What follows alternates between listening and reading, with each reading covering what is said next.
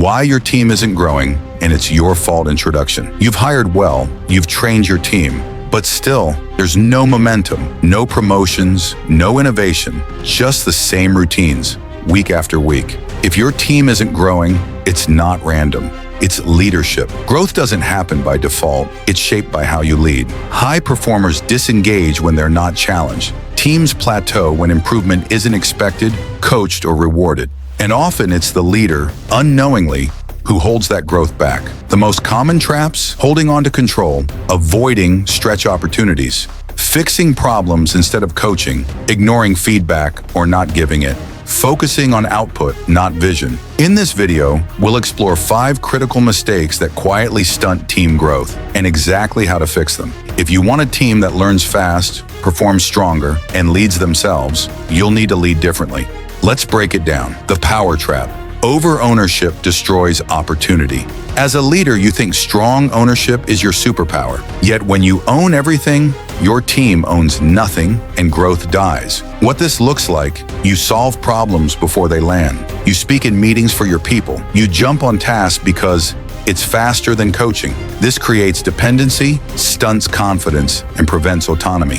When team members never try, they never err, and they never grow. Worse, they stop offering input altogether, feeling there's no room for their judgment. Gradually, your team turns into followers rather than decision makers. Why this happens? You're insecure about outcomes. You believe mistakes reflect poorly on you. You don't trust capability or time, and sometimes it's habit, because you've always been the one fixing things, not enabling growth. How to fix it? Delegate real responsibility. Let them own end-to-end tasks, not just fragments. Coach through errors. When mistakes happen, ask, what would you do differently next time? Celebrate ownership. Publicly acknowledge when someone makes a decision. Even if imperfect, small wins now create future leaders who can thrive without you. Example: a manager leading software launches used to fix integration errors personally. She realized her team never got exposure. After handing off release coordination entirely to a mid-level dev, performance improved, and she freed up 5 hours per week. That developer soon led his own project sprint. Growth accelerates when you step back. Let go of illusions of speed and embrace growth in the discomfort. Safe zones, crush stretch. Growth. Comfort is the enemy of progress. If your team only operates within safe boundaries, they'll never expand their skills or mindset. Signs you're operating in a safe zone culture: assignments are time-bound and low risk, feedback or hard conversations disappear. People stick to familiar tools. They don't test or challenge the status quo. Though comfortable, safe zones stunt growth. Employees thrive with challenge, not blame. They need stretch assignments to advance competence and confidence. Growth isn't built through routine. It comes from pressure that inspires learning and experimentation. How to change things: design stretch work, assign tasks outside comfort zones with support and consequences. Don't just ask them to do more, ask them to grow smarter. Flatten feedback for growth. Encourage upward, peer, and downward feedback. No toxicity, just improvement. Normalize discomfort. Make what didn't go well part of every discussion. Safe zones feel nice but kill innovation. Stretch creates momentum. Example: a marketing leader tasked a junior hire with designing a campaign pitch for leadership. Despite little experience, he paired them with a mentor, set clear deadlines, and offered feedback along the way. The campaign sparked new ideas. The team knew challenge wasn't punishment, it's preparation. When people stretch and succeed, they want more. When challenge is missing, they sleepwalk. Coaching beats doing. Always, when your team struggles, your instinct may be to take over. You see urgency, you want fast results. But doing it yourself kills skill building, initiative, and ownership. The difference: doing gets tasks done. Coaching builds capacity. Coaching is not slow, it's scalable. Effective coaching means ask before you advise. What options have you considered? Use the think coach model. Ask, listen, guide, not fix. Incorporate postmortems. What would you do differently next time? Assign decision-making timeframes. Let them act by a set deadline. Coaching transforms errors into valuable lessons. It builds resilience, strengthens trust, and gives people confidence that their judgment matters. It also lightens your own load over time, allowing you to focus on vision, not just execution. Example: An operations head needed weekly dashboards built. Instead of building them herself, she coached a junior analyst, reviewing drafts, asking reflective questions, and guiding structure. Month 2, the analyst created the work product independently. The ops head reallocated hours to higher strategic use, and the analyst started mentoring others. Why coaching works in the long run?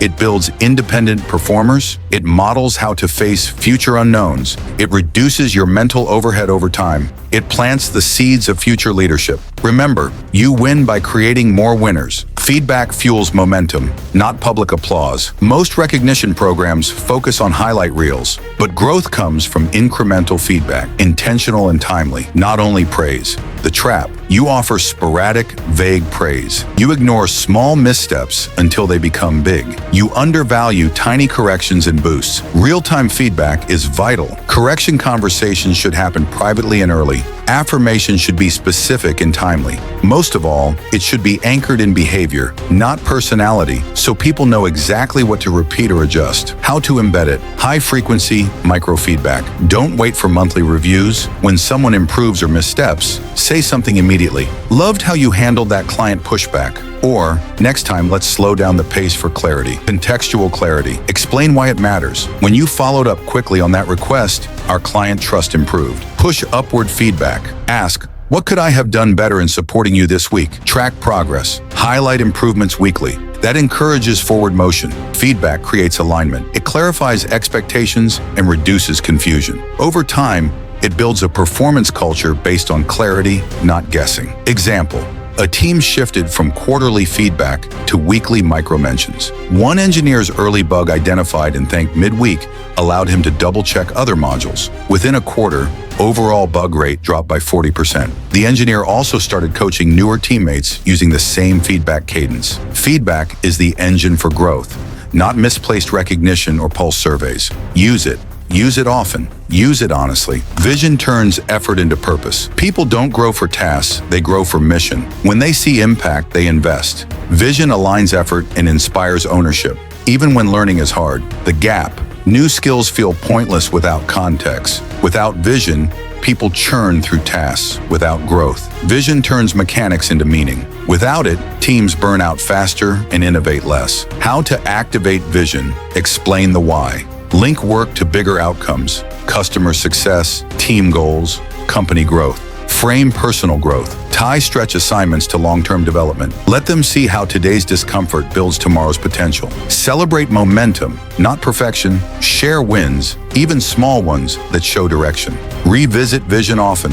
In one-to-ones and team meetings, reinforce, here's how your contribution made a difference. When people feel seen and connected to impact, they show up differently. Example: a client delivery team started every week with a short story. Last project, customer feedback said this feature saved them hours. That made daily fixes meaningful. After 3 months, participation in improvement suggestions increased by 300%, and team morale rose sharply. Purpose drove performance. Vision fuels initiative. People go further when they trust leadership has intention, and growth is part of it. If your team isn't growing, that's not luck, that's leadership. Growth is design, not default. You shape mindset, structure stretch, coach daily, feedback precisely, and align purpose. Here's your reset list. Stop over-owning. Delegate real responsibility. Create challenge, off safe zones. Coach your way forward, don't just do. Feed progress through feedback. Lead with vision, not tasks. Teams don't fail, they stagnate under passive leadership. But one intentional leader can reverse inertia fast. If these strategies resonate and you're ready to grow your team, like this video, subscribe for leadership insights, and share it with a fellow manager who is serious about growth. In the comments below, tell me, which point will you apply first to elevate your team? Because growth isn't accidental, it's your choice, and your team deserves it.